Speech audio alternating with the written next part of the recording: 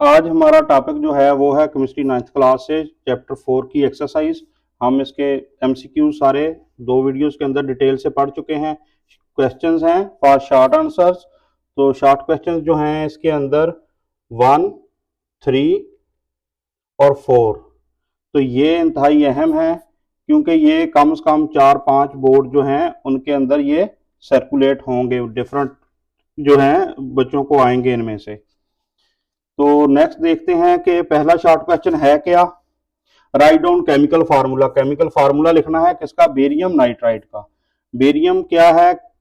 अब इसका आंसर लिखते हैं chemical formula of barium nitride, proper तरीके से आंसर हेडिंग दे के लाइन छोड़ के। Chemical formula of barium nitride is Ba3N2। तो ये है इसका Ba3N2 इसका फार्मूला है। तो इसको डिटेल से थोड़ा लिखना पड़ेगा क्योंकि सिंस बेरियम नाइट्राइड जो है ये है आयनिक कंपाउंड। आयनिक कंपाउंड कौन सा है? बाइनरी आयनिक कंपाउंड है ये।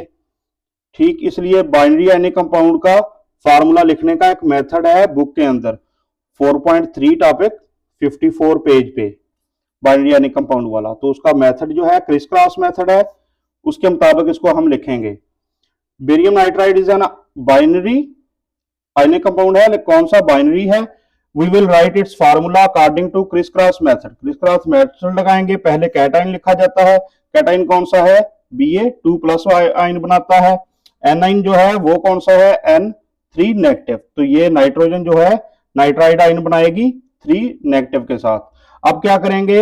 इस नंबर को इसका सबस्क्रिप्ट बना देंगे और इस नंबर को इसका सबस्क्रिप्ट बना देंगे, और जो साइन है ये प्लस के ये साइन खत्म कर देंगे। तो Ba3N2 ये फार्मूला बन जाएगा। प्रॉपर लिखने का पूरा शॉर्ट क्वेश्चन जो है ये मेथड होगा इसका। नेक्स्ट देखते हैं क्या है। Find out molecular formula. Find out करना है क्या चीज है? मॉलिक्यूलर फार्मूला जो है वो फाइंड आउट करना है कंपाउंड का। हुज इंपेरिकल फार्मूला, उसका इंपेरिकल फार्मूला गिवन है। इंपेरिकल फार्मूला होता है, आपको पता है, सिंपलेस्ट रेशो जो शो करे, वो क्या है? CH2O। CH2O इंपेरिकल फार्मूला है ये given, and it's molar mass, और कंपाउंड का मोलर मास दिया गया है। ठीक, उसका मोलर मास दिया गया है 180। तो पहले हम देखते हैं गिवन डाटा क्या है, यानी कि स्टेटमेंट क्या कहती है। गिवन डाटा से हमारा स्टेटमेंट के अंदर क्या है? इंपेरिकल फार्मूला हमें दिया गया है ये CH2O, और मोलर मास है 180 ग्राम पर मोल। तो ये दो चीजें जो हैं गिवन है, और स्टेटमेंट क्या कहती है? मालूम करो मॉलिक्यूलर फार्मूला। तो we know that molecular formula मालूम करने का जो रिलेशन है, इंपेरिकल फार्मूला और मॉलिक्यूलर फार्मूला का रिलेशन, ये बुक के अंदर 55 पेज पे है। ठीक, 4.4 टॉपिक के अंदर। तो ये मॉलिक्यूलर फार्मूला कैसे होता है? N into empirical formula. Into का मतलब जरब यहां देंगे इंपेरिकल फार्मूला को N से, मॉलिक्यूलर फार्मूला मालूम हो जाएगा। हमारे पास है यहां तक जो फार्मूला है उसके अंदर हमारे पास सिर्फ ये इंपेरिकल फार्मूला है, हमारे पास N नहीं है। तो पहले हम जो है N कैलकुलेट करेंगे। टू कैलकुलेट N कैलकुलेट करने का तरीका इस फार्मूला के नीचे बुक के अंदर दर्ज है। वो कैसे N आएगा? N कैसे इक्वल होता है? मोलर मास बटा empirical formula mass. Empirical formula का जो मास निकलेगा उसको डिवाइड करना है किसके साथ? उसको डिवाइड बटे में, और मोलर मास बटे के ऊपर। तो अब देखते हैं ये क्या बनेगा। इंपेरिकल फार्मूला मास कैसे निकलेगा? इंपेरिकल फार्मूला ये है, कार्बन 12, H2 एक होता है एक का, और यहां 2 एटम है, 2 बन जाएगा, टोटल 14 प्लस 16, ये ऑक्सीजन का एटॉमिक मास। तो इंपेरिकल फार्मूला से हम इंपेरिकल फार्मूला मास कैलकुलेट करेंगे तो वो 30 ग्राम पर मोल बनता है। पुटिंग वैल्यूज पिछले फार्मूला में वैल्यूज पुट कर देंगे इसके अंदर, इस फार्मूला में।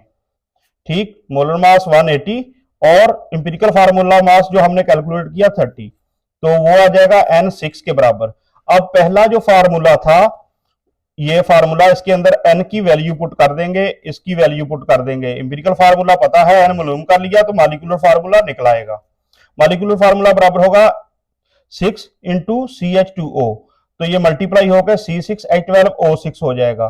तो ये फार्मूला बन जाएगा कंपाउंड का मॉलिक्यूलर फार्मूला, और molecular formula of the compound is C6H12O6, और ये होता क्या है? ग्लूकोज होता है। नेक्स्ट देखते हैं अगला शॉर्ट क्वेश्चन हमारा क्या है, ये इंपॉर्टेंट है इंतहाई। How many molecules are present, how many यानी कि तादाद मालूम करनी है, नंबर ऑफ मॉलिक्यूल्स मालूम करने हैं, ठीक। किसके अंदर, इन 1.5 ग्राम, 1.5 ग्राम क्या चीज है, H2O। H2O पानी के अंदर 1.5 ग्राम जो है गिवन है मास उसका, उसके अंदर नंबर ऑफ मॉलिक्यूल्स मालूम करो। गिवन डाटा क्या है, स्टेटमेंट के अंदर हमें क्या दिया गया है, मास गिवन है 1.5 gram, number of molecules of water, तो नंबर ऑफ मॉलिक्यूल्स उसने कहा मालूम करो, सिर्फ मास गिवन है, ठीक। We know that number of moles का फार्मूला, वी नो दैट हम लिखते हैं जब हम फार्मूला लिखते हैं उसके नीचे पहले स्टेटमेंट लिख देते हैं। ये नंबर ऑफ मोल्स किसके बराबर होते हैं, मास बटा मोलर मास। हम एमसीक्यूज करते हुए ये सब फार्मूला कई बार यूज कर चुके हैं, mass given over molar mass. अब गिवन मास का तो हमें पता है, तो मोलर मास जो है H2O का वो क्या होगा, मोलर मास ऑफ H2O कैसे निकलेगा, हाइड्रोजन के 2 एटम है और एक का होता है 1, तो 2 1 से मल्टीप्लाई कर जाएगा प्लस 16, तो ये ऐड होके 18 ग्राम पर मोल इसका आ जाएगा मोलर मास पानी का। अब number of moles of H2O मालूम करेंगे, तो ये फार्मूला के अंदर कीमतें पुट कर दें आप, 1.5 ओवर 18, तो ये इतने मोल बनेगा, 0.083333 चलता रहेगा। नंबर ऑफ मॉलिक्यूल्स आप कैसे मालूम करते हैं, ये तो हमने नंबर ऑफ मोल्स मालूम किए हैं, तो हमें पता है कि 1 मोल के अंदर कितने होते हैं मॉलिक्यूल्स, ये स्टेटमेंट गिवन है, 1 मोल के अंदर 6.022 इंटू 10 पावर 23 मॉलिक्यूल्स होंगे। तो ये स्टेटमेंट जो है, ये फार्मूला याद होना चाहिए आपको, 1 मोल के अंदर कितने पार्टिकल्स होते हैं एवोगाड्रो नंबर के बराबर। तो नंबर ऑफ मॉलिक्यूल्स 0.33 अगर मोल हो, 1 मोल के अंदर ये हैं 0.0833 अगर हो, तब क्या होंगे, इनको मल्टीप्लाई कर देंगे आपस में 0.0833 को, तो ये आएगा 0.5018 आएगा, तो और पावर आएगी 23। अब क्या है कि इसका आंसर जो है वो क्या होगा, ये डिजिट जो है यहां से मूव करेंगे, छोटी रकम से बड़ी रकम बनाने के लिए पावर कम हो जाएगी, तो पावर 20 एक दर्जा हमने इधर मूव किया, तो ये 23 से 22 रह जाएगी, तो जब 5.2 की सूरत में लिखेंगे तो पावर 22 आ जाएगी इसकी मॉलिक्यूल्स। तो स्टेटमेंट लिख देते हैं 1.5 ग्राम ऑफ H2O, इसका 1.5 ग्राम कंटेन क्या करता है, 5.02 इंटू 10 पावर 22 मॉलिक्यूल्स। तो ये 23 और 22 का कैसे बदला, ये डिजिट मूव करके 5.5 को 5.02 के अंदर लिखा है, और 18 राउंड ऑफ होके ये 0.18 से 2 बन जाएगा। तो अब जो नेक्स्ट देखते हैं हमारे पास क्या है, नेक्स्ट जो क्वेश्चन है हमारे पास वो है, व्हाट इज द डिफरेंस। ये भी 3 और 4 इंपॉर्टेंट है दोनों पहले के साथ साथ। What is the difference, difference किस चीज का है, बिटवीन अ मोल और एवोगाड्रो नंबर का डिफरेंस पूछा है उसने, इनके दरमियान डिफरेंस क्या होता है। तो पहले तो दोनों की हम लिख लेते हैं डेफिनेशंस, सेंटेंस आप ऐड कर सकते हैं, following are some basic differences between mole and Avogadro number, following are some basic differences between, ये स्टेटमेंट आप लिख सकते हैं, लिखना हो डायरेक्ट लिख दें, मोल और एवोगाड्रो नंबर। मोल क्या होता है, mole of substance means it's 6.022 into 10 power 23 particles which can be atoms, molecules or ions। तो बुक के अंदर ये पूरी एग्जैक्ट डेफिनेशन दी हुई है। इसी तरह बुक के अंदर एवोगाड्रो नंबर की डेफिनेशन है, वो उसके सामने लिख देंगे। Avogadro number is the number of units, तो क्या है, नंबर ऑफ यूनिट है एवोगाड्रो नंबर। इन 1 मोल, 1 मोल के अंदर यूनिट कितने होंगे, नंबर ऑफ पार्टिकल्स कितने होंगे, वो एवोगाड्रो नंबर है ऑफ अ सब्सटेंस।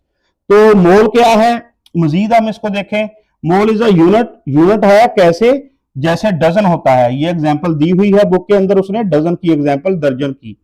मोल एक नंबर है, यूनिट है, नंबर भी है और यूनिट भी है। यूनिट कैसे है, जैसे डजन होता है, केमिस्ट्री के लिए डजन की तरह मोल भी कैलकुलेट करेंगे पार्टिकल्स वगैरह। अब एवोगाड्रो नंबर क्या है, is actual count. Avogadro number जो है वो एक्चुअल काउंट देता है, एक्चुअली गिन के बताता है कि कितने पार्टिकल्स हैं इन दैट यूनिट, इस यूनिट के अंदर पार्टिकल्स की तादाद कैसे है, जैसे एक डजन के अंदर होते हैं 12 यूनिट, ठीक है, 12 यूनिट होंगे एक डजन के अंदर। इसी तरह एवोगाड्रो नंबर एक्चुअल काउंट देगा पार्टिकल्स का, in that unit like 12 for a dozen, जैसे 12 जो काउंट है डजन का, ऐसे ही एवोगाड्रो नंबर एक्चुअल काउंट देता है।